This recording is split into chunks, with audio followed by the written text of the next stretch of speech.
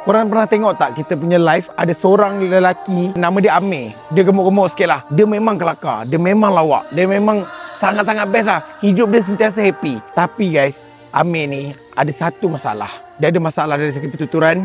Dia ada masalah dari segi membaca. That's why bila korang komen, Pening jadi Pahang, Pahang jadi Pening. Saya nak bagi tahu semua orang dekat dalam company saya ni bukanlah orang yang senang. Saya pun dulu berasal daripada keluarga yang susah. Saya usaha untuk naik sampai tahap ni. Apa yang saya boleh bagi tahu dekat company ni, apa yang saya belajar, saya bagi tahu dekat orang. Saya ajar orang. Apa yang company ni untung, saya bagi juga kat orang. Saya tahu macam mana perasaan orang susah tu. Tapi apa-apa pun, saya bersyukur dengan tim saya ni guys. Sebab bila saya dah down, bisnes saya dah turun, diorang still lagi ada dengan saya. Itulah satu kelebihan apabila kita bekerja dalam satu pasukan dan pasukan ni tak ada orang yang jenis cucuk-cucuk, jenis orang yang bermasalah. So kesimpulan dia dekat sini saya nak bagi tahu dekat korang, kerjalah dengan seikhlas hati. So apa-apa pun guys, saya bersyukur sangat-sangat sebab dapat tim macam ni.